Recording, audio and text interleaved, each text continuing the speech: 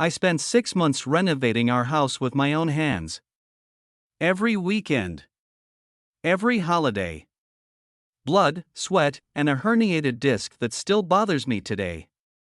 And when we finally threw the housewarming party, my wife invited her ex-boyfriend. Without telling me. And when I found out and asked her to explain, she looked me dead in the eyes and said, "You're being insecure." Hey everyone, welcome back to Verdict Stories. If you're new here, hit subscribe right now because I post new stories every week and trust me, you do not want to miss what's coming.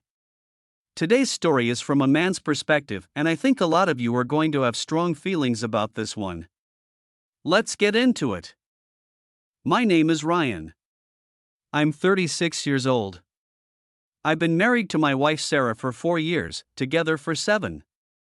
We bought our first home together 18 months ago, a fixer-upper that needed basically everything redone. New floors, new kitchen, new bathrooms, new roof. The works. I want to be clear about something. I did most of this myself. Not because we couldn't afford contractors, we could, partially, but because I genuinely love building things. My dad taught me carpentry when I was 12.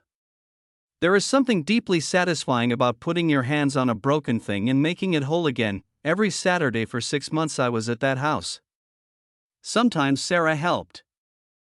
Mostly she didn't, she's not into that kind of work and I never expected her to be. But I was there.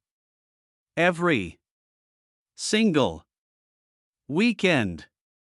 I missed my friend's bachelor party. I missed 2 family holidays.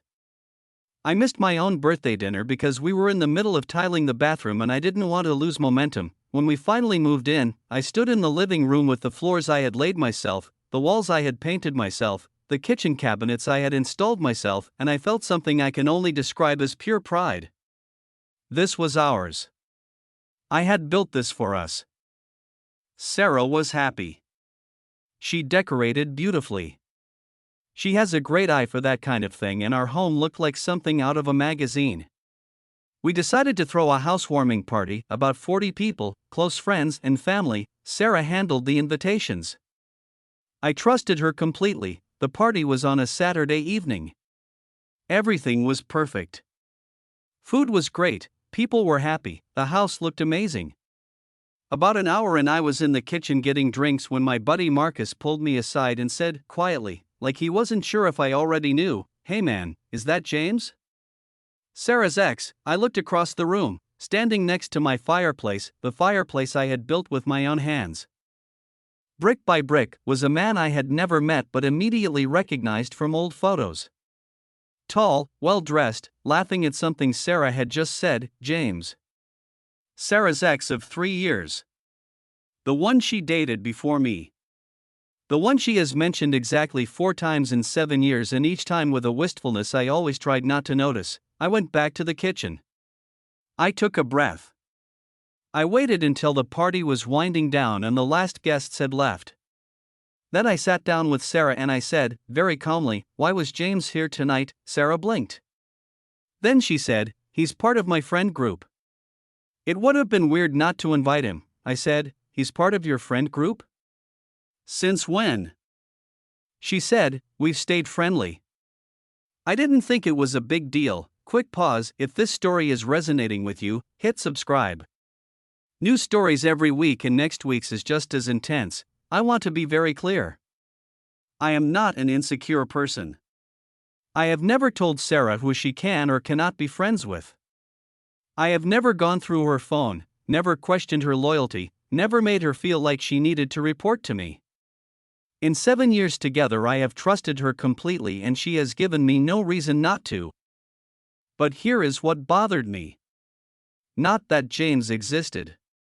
Not that Sarah had a past. Not even that James was at the party. What bothered me was that she didn't tell me. She had the guest list on her laptop for 2 weeks. We talked about the party every day. She had 100 opportunities to say, "Hey, I'm thinking of inviting James, is that okay with you?" 100 opportunities. She chose none of them. I said, "I'm not angry that you're friends with him.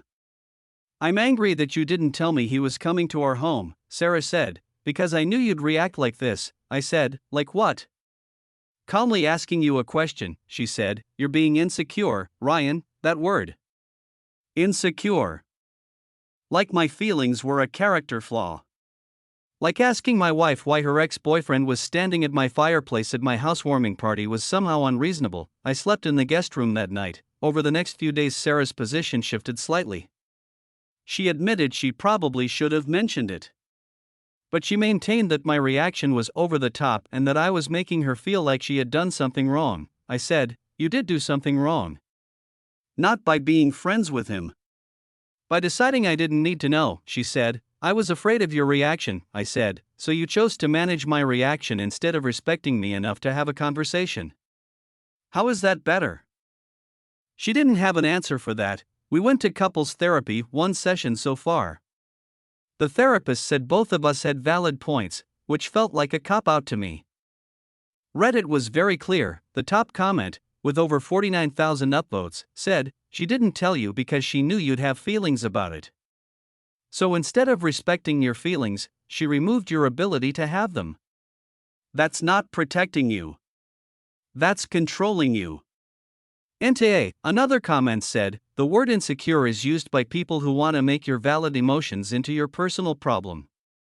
Don't let her reframe this. And one comment that I keep thinking about, you built that house with your hands for 6 months. She invited her ex to stand in it without telling you. And then called you insecure for having a feeling about it. Read that back slowly. I read it back slowly. I love my wife. I believe she loves me. I do not believe she cheated or is planning to. But something shifted that night, some small quiet understanding that the person I trust most in the world had looked at my feelings and decided they were inconvenient. I'm working through it. We both are. Was I the asshole?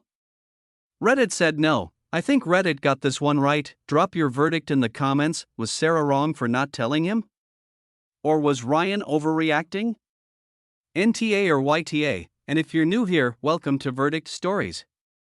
I post new stories every week and I read every single comment. Hit subscribe and I'll see you in the next one.